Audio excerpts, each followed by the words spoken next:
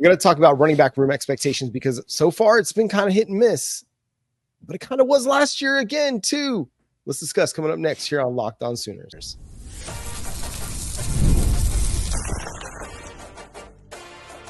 You are Locked On Sooners, your daily podcast on the Oklahoma Sooners. Part of the Locked On Podcast Network, your team every day.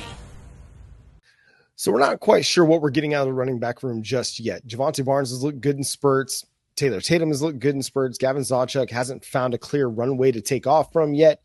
Sam Franklin looked good, but got 0 carries in the game against Houston. So Jay, where do we go, man? Where do we go at running back?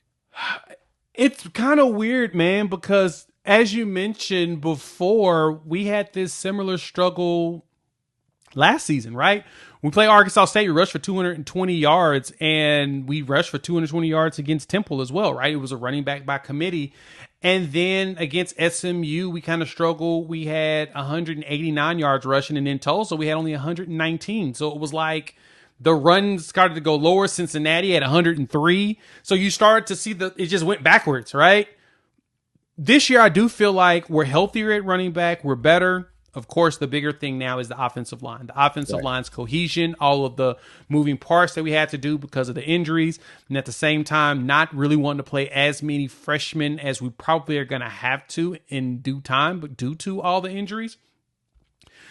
At this point, man, it's the running back by committee. I don't know what DeMarco Murray is going to do. I'm hoping DeMarco Murray is looking at this like, all right, you're the one, Barnes, you're the hardest runner right now. Like, you're running the hardest, and we can tell. He looks like he wants to prove that he's back. Sawchuk, you're still the patient guy, but you're a breakout. We may need to put you in more for, like, screens or something like that. Bring in Tatum on the two-back sets, and then say, Sam Franklin, just go run and get 1,300 yards again like you did last season. It's really up in the air, but I'm going to be honest. I want to see more Barnes. I also want to see more Franklin together. Mm-hmm. Let me see those two as a tandem, see if they wake up. And then maybe if you mix in Sawchuk at that point and the offensive line's a little bit more warmed up, he can break off for a deep run. That's what I've been thinking about personally. Yeah, I would like to see more Sam Franklin. He's just a very decisive runner. He just gets downhill really, really fast. Same with Jovantae Barnes.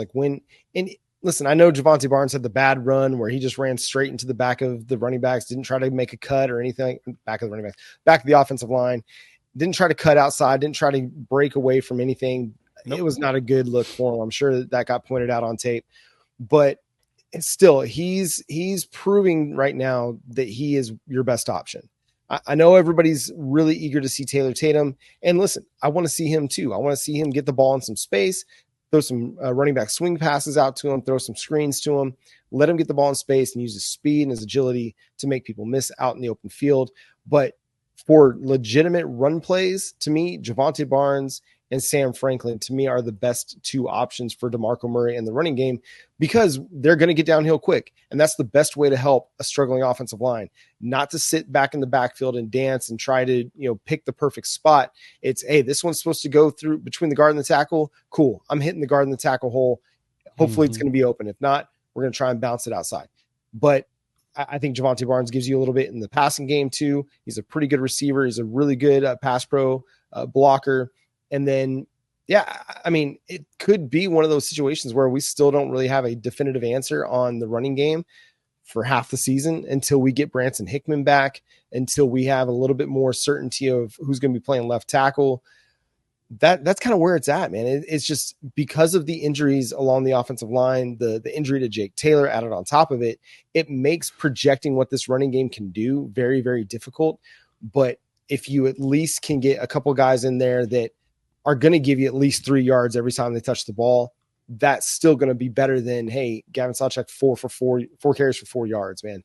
I love Gavin Sawchuk. I think he's a really, really talented player. I think he's got a lot of potential to be a very impactful player, both at the collegiate level and maybe even at the NFL level because of his big time speed. But for what Oklahoma needs right now, he's just not a fit unless you want to put him out there in third and long situations. He'd been so much better if we had a much more veteran offensive line, right? Yeah. If we weren't really working in a new line, then I would say, hey, we got a veteran line, put him back there. He's going to hit the hole and he's going to be gone. We need more decisiveness. We need better blocking right now. I mean, I think grading wise, he graded okay in pass block or whatnot, but we saw where he gave up a big time sack. Dude just ran right because he was supposed to go one play. He didn't go. And that's just experience. It's nothing against him or his capabilities long term. Experience gets you, right? We all learn. We learn better hands-on anyway. Mm-hmm.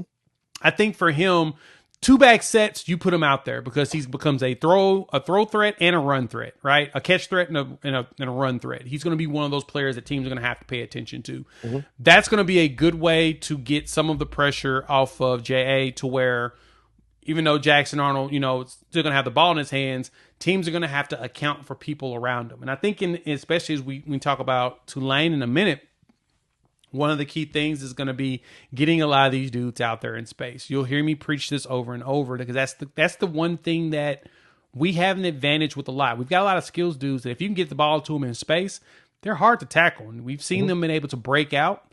Now we need to give them the opportunity to do that. Get them in a spot where they can outrun the defenders and go. We just got to get them the ball. Yeah, I think if you can use a guy like Gavin Sawchuk to challenge the perimeter with his speed, with just a quick dump off to him and just let him run.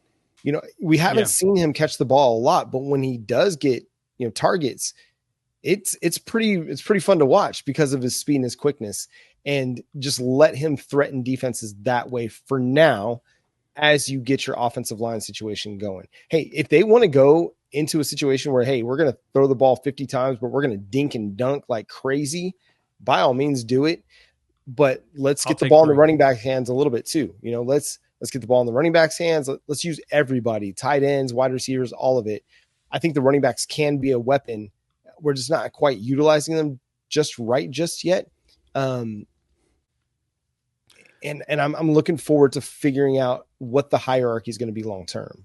Right. And I know DeMarco Murray is very particular about the way the running backs perform in practice before he lets them play. You got to earn your opportunity on the field. So I trust his judgment when it comes to that. I'm curious to see, though, it still feels like to me that Barnes is the hardest worker right now. And that's not saying that Gavin Sawchuk doesn't. I think Gavin Sawchuk works his butt off too, especially in practices.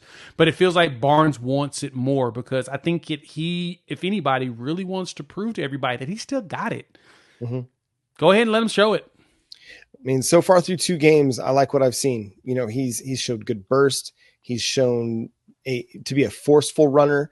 He's someone who is showing a little bit of agility. He's making people miss a little bit more. Had an opportunity at a touchdown in the first game, but got shoestring tackled and was able to come up short. But we'll see, man. I'll be really curious to see how Oklahoma's run game attacks Tulane's defense, which is pretty good.